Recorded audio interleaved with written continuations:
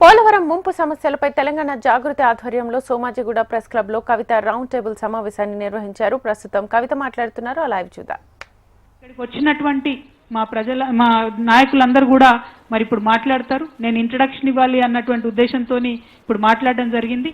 ప్రధాన డిమాండ్ ఒకటే, మా 5 గ్రామాలు మాకు ఇవ్వండి, కరకట్టలను దుమ్ముగూడ మానికట్టు వరకు కట్టండి. ఈ డిమాండ్లతోని ఈ రౌండ్ టేబుల్ కాన్ఫరెన్స్ చేస్తున్నాం. అవసరం, సమయం, సందర్భం బట్టి రావాలంటే మీరు అన్నట్టుగా అక్కడికే పోదాం, అవసరమైతే అక్కడ కూడా ధర్నా చేద్దాం గ్రామాలలో, అది ఇబ్బంది కాదు. కానీ మనకు మన హక్కులు సాధించుకోవడం అన్నదే ప్రధాన లక్ష్యం. కాబట్టి ఇక్కడికి వచ్చిన ప్రతి ఒక్కరు కూడా మీ బాధను, మీ యొక్క డిమాండ్స్ని తెలియజేయవలసిందిగా కోరుతూ, మరి ఇప్పుడు గొల్లపల్లి శివ గారు ఉన్నారు. ఎక్కడున్నారు? గొల్లపల్లి శివ గారు మాట్లాడవలసిందిగా కోరుతూ మైక్ ఇవ్వండి.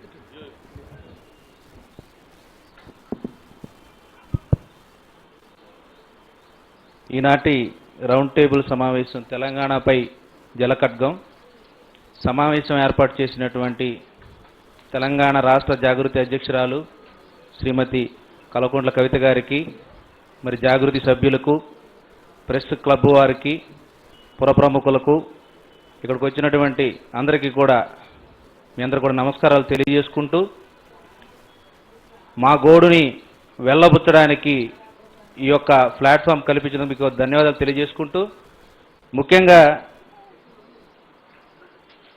ఇవాళ మా సోదరులు చెప్పారు, వీరన్న గారు, మా సంపత్ గారు, వీళ్ళందరూ చెప్పారు, 5 గ్రామ పంచాయతీలు 7 మండలాలు 5 గ్రామ పంచాయతీల ఇష్యూ ఎప్పుడు మొదలైందంటే మన తెలంగాణ బాపు, తెలంగాణ సాధకుడు కేసీఆర్ గారు తెలంగాణ సాధించిన తర్వాత యావత్ తెలంగాణ రాష్ట్రం అంతా సంబరాల్లో మునిగి తేలుతూ ఉంటే, మీరంతా సంతోషంగా ఉంటా ఉంటే, అన్యాయంగా, అక్రమంగా, మాకు తెలియకుండా మా గిరిజన ప్రాంతాన్ని, మా గిరిజన ప్రజానికాన్ని మోసం చేసి మమ్మల్ని పోలవరంలో ముంచేస్తున్నట్టు విషయం కూడా తెలియకుండా మమ్మల్ని 7 మండలాన్ని తీసుకువెళ్ళి ఆంధ్రాలో కలిపారు.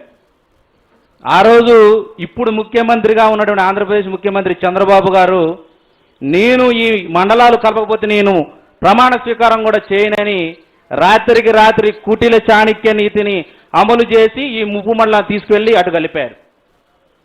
ఎంత అన్యాయం అంటే అసలు అక్కడ ప్రాంత ప్రజలకు కూడా తెలియని అమాయకత్వం, ఎటుపోతున్నాం, ఎటు వెళ్తున్నామని.